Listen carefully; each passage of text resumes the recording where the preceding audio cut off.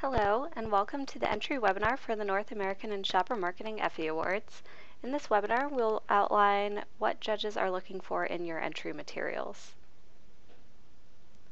The Effie entry form is the most important part of your entry.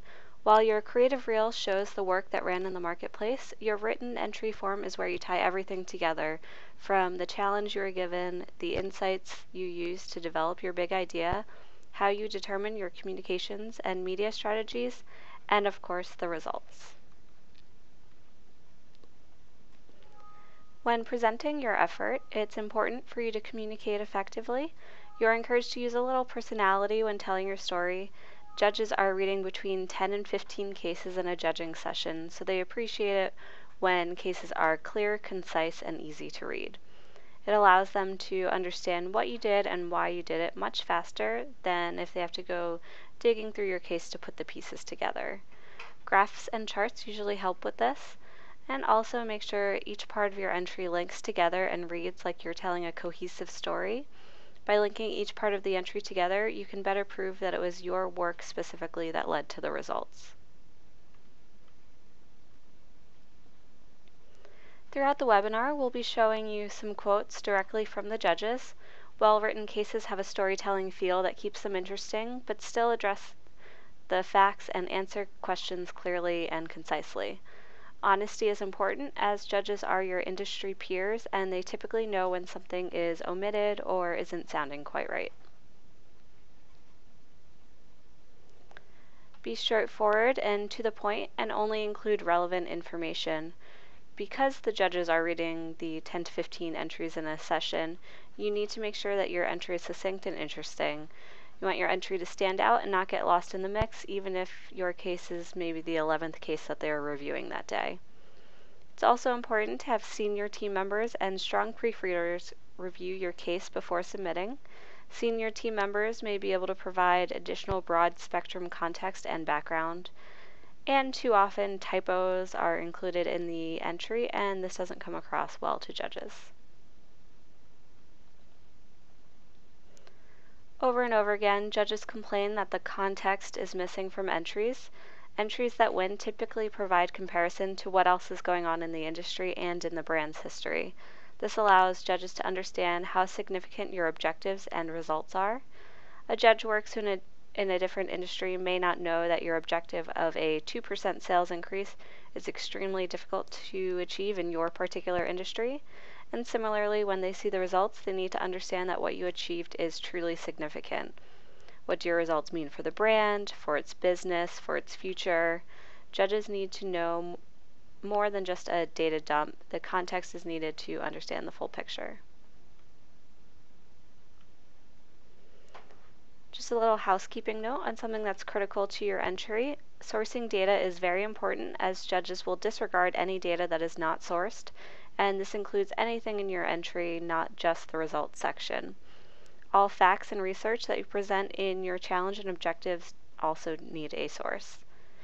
Don't include any results past the end of the eligibility period, and do not include any agency names, including outside agencies, in your sourcing. If your research came from your own agency, simply research that as agency research and then include other relevant information like the type of research done and the dates covered. If it came from a media agency partner, list that as media agency research and include the other relevant information. Dates are extremely important because of Effie's specific eligibility period, so you do need to include dates for all data presented, particularly in the results, so that the judges know which data is from within this eligibility period. So after the judges review your written case, creative reel, and images for judging, they'll provide 4 scores for each of these scoring sections. Not surprising, as an effectiveness competition, you'll see that the results are weighted higher than the other sections. So now let's get on to the details of the entry form. On the first page of the entry form, instructions are outlined and some basic information is required. It's important that the answers you enter here match those that are submitted in the online entry area. If your case is a finalist or winner, the brand name and entry title entered in the online entry area, not the written form, will be how your case is publicly recognized. There's another place in the online entry area to note the overarching client name, so it's fine to list the specific brand name here without the parent company. Both the client name and brand name are recognized if your case is a finalist or a winner. The first scoring section of the entry is the Strategic Communications Challenge and Objectives, which includes all parts of question 5. In the Strategic Communications Challenge section, providing context for your challenge is important. Judges may not work in this category and may not know if your objectives sound significant. Explain the degree of difficulty of your challenge. Were there any barriers that you are going to need to overcome in reaching your goals? Judges are also looking to see why your target is the right one for your challenge, what tools you set up to measure your success, and the business problem your effort was meant to address. Retrofitting objectives to match the results is one of the most common critiques from judges. If your objective is to increase sales by 32.3% and your results just so happen to be 32.3%, it may sound a little fishy to judges. When providing your objectives, give context so that the judges understand why you set those goals, why that 32.3% was significant and right for your situation. If you were given open-ended objectives, explain that and explain how you plan to determine if your effort was a success. So this section really sets the stage for the rest of your case. So if this section is weak, it tends to weaken the entire case. Provide a basis for your goals, why they're set for that particular level. The judges are assessing both suitability and ambitiousness within the framework of the Strategic Communications Challenge. Outline all parts of the challenge, and like this judge said, perhaps there are cultural challenges, brand challenges, and business challenges that you needed to address. The next section of the entry form is the idea section, which covers all parts of question 6. The idea section asks entrants to explain the insight behind the case that led to your big idea. All types of insights are appropriate, maybe consumer, business, data-driven, channel, or maybe a marketplace or brand opportunity.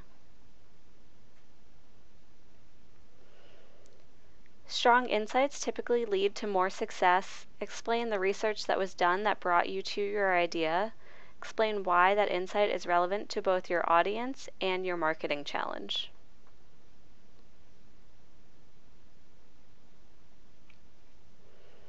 Judges are evaluating how inventive and effective the idea is in meeting the Strategic Communications Challenge. We ask for the big idea in one sentence, and there are no exceptions there. The big idea is not your tagline, it's the core idea that drove your effort and led to your results.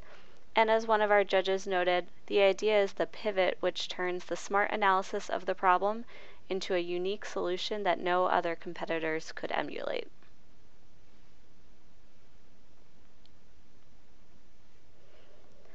The Bringing the Idea to Life section encompasses all parts of question 7 and your creative work. Entrants often become so concerned about the creative reel, but it's important to remember that judges are only evaluating the creative work itself, not the production value of the reel. Additionally, the creative work and your responses to question 7 come together for this section's total score, which is 23.3% of the entire entry score.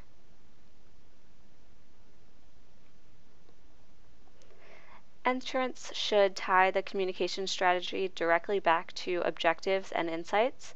Your written entry should outline your communications and media strategy and outline the elements that were integral to the success of the effort. In this section, you're also asked to note the other marketing components that were active, pinpoint the communications touchpoints used, and provide some background on paid, owned, and earned media.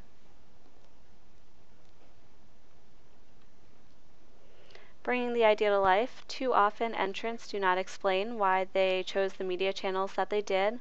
Be clear about your communication strategy and how your insight led to those choices.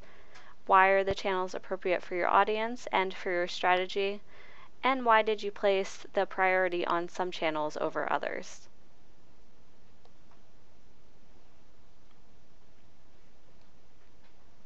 It's important that you don't waste too much time in the video retelling the same story that your judges just read. Remember that they read your written case first, and then they watch the creative reel. This is a place to really show your work and how you brought your idea to life. It's fine if you'd like to provide some setup to the work and provide a story to your reel, but the focus needs to remain on the creative work itself. Judges are often frustrated when the creative reel spends too much time on the setup that they don't get to see enough examples of the work. It's important that you do not introduce something completely new that wasn't addressed in the written case, and similarly, if a creative element is discussed in your response to 7A as integral, it should be shown as an example on your creative reel. And just a reminder on the reel, you cannot include any results of any kind in your reel, and do not show the number of social media followers, the likes, the number of commenters. You cannot say that you beat out the #1 brand. That's for your written case to tell. The focus here is simply on the creative work and how you brought that idea to life. And finally, the results section, which accounts for 30% of the total score. In this section, you must outline why you considered your effort to be a success, provide results relating back to your KPIs and objectives, explain why, with context, your results are significant. You must also address the other factors that contributed to the results, and those factors could have either helped the results or hindered them. Because of Effie's specific eligibility period, it's important that dates are provided for all data. Charts and graphs are a great way to help judges review your results, but the context does still need to be there. And also when inserting charts, please ensure there are no competitor logos and that all numbers are legible when the document is printed. Judges are looking for you to tie your results directly back to your objectives. If you set up an objective and don't discuss it in the results, they certainly will question that. Providing category context is also important. They need to understand why your your results are significant and what they did for the brand.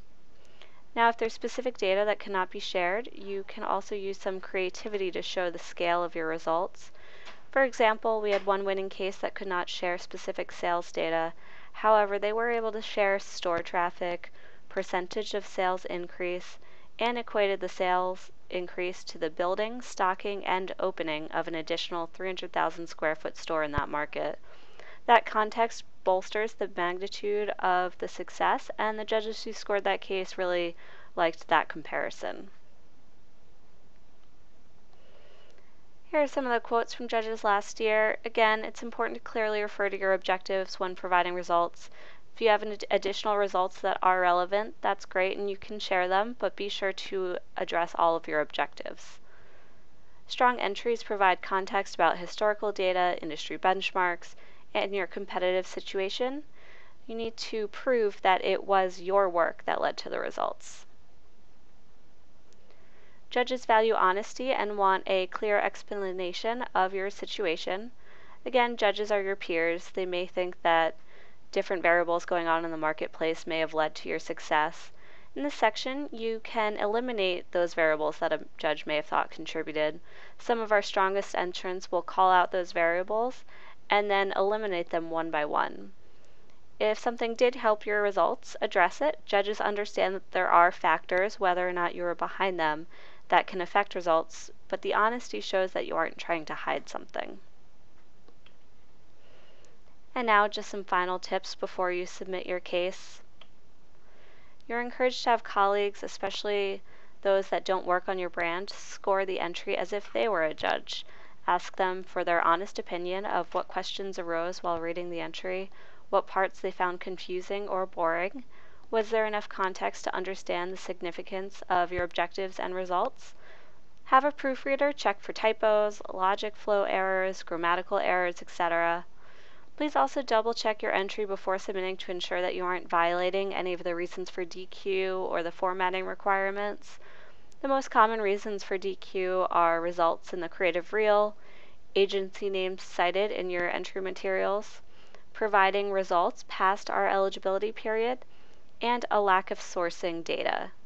All questions do need to be answered, instructions cannot be removed, and those questions that are also requested in the online entry area need to match the written form. And again, just some final thoughts from the judges on having colleagues review your entry before submission. Ensure that category-specific information is provided for judges that don't work in your category, and that you don't use jargon without explanation of what those terms mean. For more insights from last year's jury, we would encourage you to review the Advice from the Jury document, which is available on our website with the rest of the entry materials. There are separate documents available for the North American and shopper marketing competitions. And thank you, and best of luck in the competition.